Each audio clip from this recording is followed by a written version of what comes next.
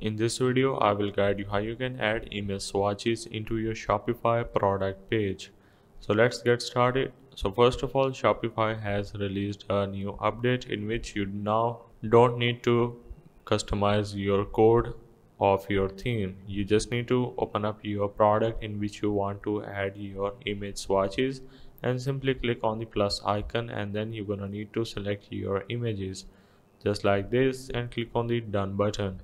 After that, if I click on the save and view this product, and if I scroll down a little bit, as you can see, the image swatches has automatically applied on my product page. So this update is recent. Now you don't need to put any kind of code into your theme section. But the downside of it, you cannot see the color name anywhere on your screen. Otherwise, the images are big enough for the customer to realize what colors they are going to choose from your product page. So hope this helps. This is how you can add image swatches into your Shopify store.